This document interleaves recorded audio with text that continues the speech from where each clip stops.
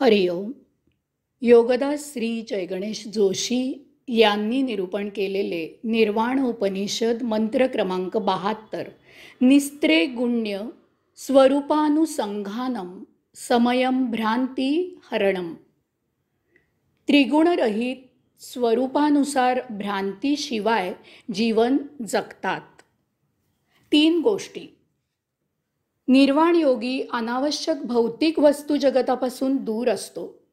देह जीवित राहावा यासाठी अत्यावश्यक तेवढाच त्याचा भौतिक वस्तू जगताशी संबंध असतो. त्यामुळे निर्वाण योग्याला जीवन जगताना 3 गोष्टींचे भान सतत असते. प्रथम म्हणजे तो त्रिगुणांच्या आहारी जात नाही, त्रिगुणांच्या अतीत राहून जीवन जगतो. दुसरं म्हणजे तो स्वरूपानुसार आत्मप्रेरणेने स्वभावाप्रमाणे नैसर्गिक जीवन जगतो. येथील कृत्रिम बेगडी भाव विभाव त्याला प्रभावित करू शकत नाहीत.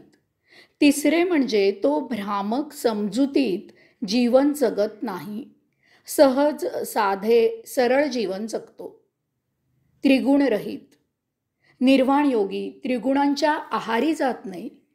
तो सर्वसामान्य जनांप्रमाणे देहधारी असल्यामुळे त्याच्यात प्रकृतीचे तमरज आणि सत्व हे त्रिगुण असतात, परंतु ते सुप्तावस्थेत असतात.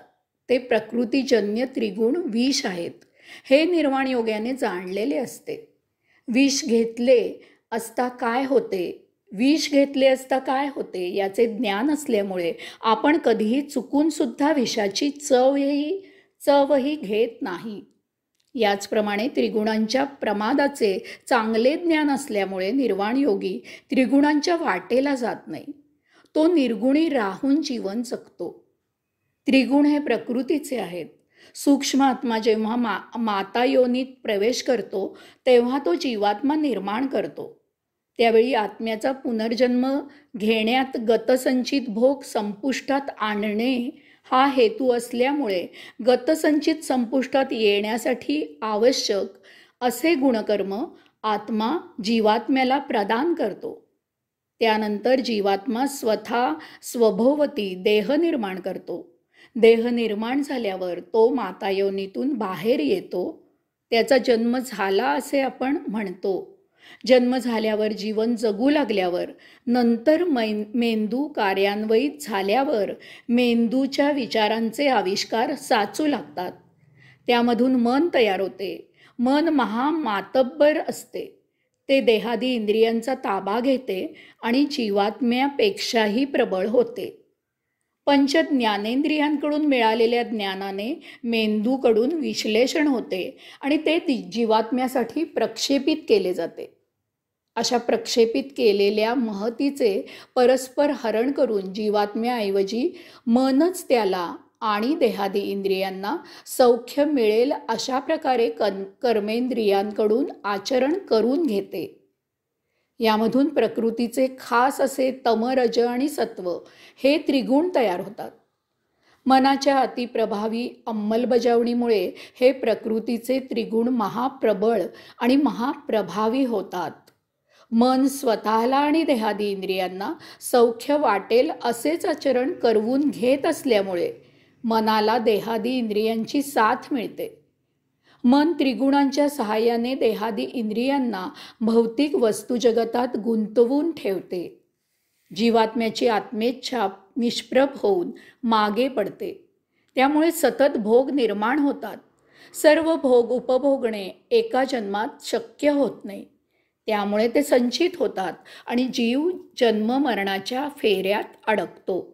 अशा प्रकारे त्रिगुण आणि आत्म्याने जीवात्म्याला गतसंचित संपवण्यासाठी दिलेले गुणकर्म आणि आत्मगुण यांचा काहीही संबंध नसतो.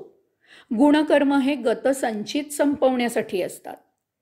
त्यांची अंमलबजावणी न झाल्यास संचित भोग तसेच शिल्लक राहतात. त्रिगुणांमुळे संचित संपुष्टात न येता त्रिगुणांमुळे सद्य जीवनात नवीन भोग निर्माण होऊन ते अतृप्त राहिल्यामुळे संचितात भरच होते. संचित संपवल्याखेरीज मुक्ती नसते. त्यामुळे जीव सतत जन्ममरणाच्या फेऱ्यात येरझारा घालू लागतो. निर्वाण योग्याला हे ज्ञान असल्यामुळे तो त्रिगुणांपासून दूर राहतो. तो त्रिगुणांच्या अतीत पलीकडे त्रिगुणरहित जीवन जगतो. त्या योगे सद्य जीवनात नवीन भोगांची भर होत नाही. गुणकर्माने आचरण करून तो संचित संपुष्टात येऊन मुक्त होतो. स्वरूपानुसार त्रिगुणांपासून दूर राहिल्यामुळे निर्वाणयोगी स्वभावताच नैसर्गिकपणेच आत्मेच्छेने आचरण करतो. जीवात्म्याला प्रदान केलेल्या गुणकर्मानुसार त्याचे आचरण होत असते. तीच आत्म्याची इच्छा असते. मेंदूच्या विचारांचे आविष्कार संचित होऊन जरी मन निर्माण झाले तरीही ते मन त्रिगुणांपासून अलिप्त असल्यामुळे ते मन जीवात्म्याला साथ देऊन कर्मेंद्रियांना जीवात्म्याच्या म्हणजेच आत्मेच्छांच्या प्रभावाने कर्म करायला प्रोत्साहित करते. येथे मन आणि जीवात्मा यांचा योग जुळून आलेला असतो. मन जीवात्म्याच्या प्रभावाने वर्तत असल्यामुळे वैचारिक द्विधा स्थिती निर्माण होत नाही. निर्वाण योगी सदा एकचित्त एकाग्र राहतो. तो अमन निर्मन असतो. त्या योगे सदा सर्वदा आत्मचिंतनात व्यस्त राहतो. येथे आता स्वचा अर्थ दुहेरी नसतो. स्व म्हणजे स्वतः आणि स्व म्हणजे आत्मा असे दोन अर्थ नसतात. कारण जीवात्मा आत्मरूप आत्मस्वरूप झालेला असतो. जीवात्म्याचा आणि स्वचा आत्म्याचा योग जुळून येतो. ध्यान समाधी साधनेने यथा कालावधी आत्मा आणि परमात्मा यांचा योग जुळून येतो. अवघे जीवन सार्थकी लागते. निर्वाण योगी जीवनाला साक्षी राहून येथील सृष्टी सौंदर्याचा आस्वाद घेऊ लागतो. सृष्टी निर्माण करत्याचा येथे येऊन सृष्टीचा साक्षी राहून उपभोग घेण्याचा मूळ हेतू पूर्ण होतो. 84 लक्ष योनींचा प्रवास सुफळ होतो. भ्रांतीशिवाय हे फार फार मोलाचे सूत्र आहे.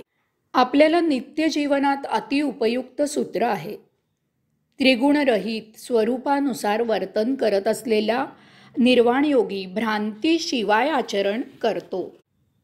तो असा वर्तन करतो म्हणूनच तो निर्वाणयोगी असतो. आपण सर्वसामान्य जन नेहमी भ्रांतीमध्ये मिथ्या कल्पनेने वर्तन करत असतो. आपल्याला नैसर्गिक आचरण करणे अवघड जाते. आपल्याला कर्म करायला भ्रांती निर्माण करावी लागते. ही सुरुवात बालपणीच होते.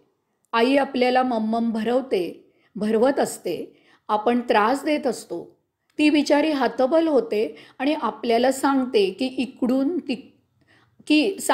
की तिकडून बुवाजी आला बघ. तू खाल्ले नाहीस तर तो तुला उचलून नेईल. मग त्या भीतीमुळे आपण त्रास देणे थांबवतो आणि जेवण उरकले जाते. हा बुवाजी खोटा मिथ्या भ्रामक कपोकल्पित असतो. येथून पुढे नित्यदिनी आई आपल्याला अशीच भीती दाखवते आणि आपले जेवण उरकले जाते. पुढे आपण जरा समंजस होतो. नित्यदिनी निर्माण होत असलेला बुवाजी प्रत्यक्षात नसतो हे आपल्याला उमजते. तरीही आपण नित्य सवयीने आईला विचारतो की मी जेवलो नाही तर बुवाजी येईल ना? किंवा आपणच आईला किंवा इतरांना धाक दाखवतो की बुवाजीला बोलवू का? कोणाची स्तुती केली की तो आपले काम करतो. स्तुती करणारा खोटी स्तुती करत असतो. स्तुती करवून घेणाराही स्वतःला जाणत असतो. त्यालाही माहीत असते की ही स्तुती असत्य आहे. तरीही अशी स्तुती ऐकल्यावर त्याला छान वाटते. तो उल्लसित होतो. त्या भरात तो मदत करतो. आपण कसे असावे याची एक प्रतिमा प्रत्येकाजवळ तयार असते. त्यात आपले प्रत्यक्ष आचरण बसत नसते. त्यामुळे आपण स्वतःवर नाराज असतो. अशा वेळी जर कुणी आपल्या अपेक्षित प्रतिमेप्रमाणे आपली स्तुती केली की आपण भारावून जातो. हे निश्चितच भ्रामक खोटे असते. तरीही ते ऐकून आपण सुखावतो. महिन्याकाठी पगार मिळत असतो. परंतु त्या व्यतिरिक्त हातावर काही चहा पाणी ठेवले की काम पटकन होते. नियम पाळला नाही म्हणून पकडल्यावर जर काही हातावर ठेवले की नियम न पाळणे नियमात बसवले जाते. धर्मादाय मदत केली जावी म्हणून करात सवलत द्यावी लागते. मंदिर बांधायला वर्गणी हवी असेल तर दानशूराचे नाव कोरावे लागते. त्या मंदिरापेक्षा, त्यातील देवापेक्षा ते पाटीवरील नाव फार महत्त्वाचे असते. देवापेक्षा देवळाचा कारभार करणाऱ्यांचा अहंकार महत्त्वाचा आहे. तो दुखावला की देवळाचे कामकाज थंडावते किंवा एकाच मंदिराचे प्रांगणात 2-3 हिस्से करून देवाच्या नावाने देणगीचा जोगवा मागितला जातो. एकाने देवाला वाहिलेले नारळ पुन्हा बाहेर आणून पुन्हा वाहण्यासाठी दुसऱ्याला विकले जातात. बेंड बाजा वाजवून वरात काढून प्रेमाचा संस्कार करून लग्न लावून प्रेम करावे लागते. जरा खुट्ट झालं की कोर्टात वरात काढून घटस्फोट घेऊन मोकळे होतात. अशी अगणित कितीतरी उदाहरणे आहेत. भ्रामक, मिथ्या, असत्य, बेगडी जीवन जगायचे. जीवन जगत असल्याचा आभास निर्माण करायचा. भ्रमाचा भोपळा फुटत नाही तोपर्यंत ठीक असते. तो जर फुटला तर जीवनाचा विचका होतो. मग विचका कुणी केला यावर चिखल फेकाफेक करायची, राळ उडवून द्यायची. यात जीवनाचा मुख्य आणि एकमेव उद्देश म्हणजे कैवल्यानंद तो लुप्त होतो. निर्वाण योगी अत्यंत सहज परंतु त्रिगुणरहित स्वरूपानुसार भ्रांतीशिवाय जीवन जगतात. येथे काटेही नसतात आणि फुलेही नसतात. त्या योगे ते जीवनाचा कैवल्यानंद लुटतात. हरिओम.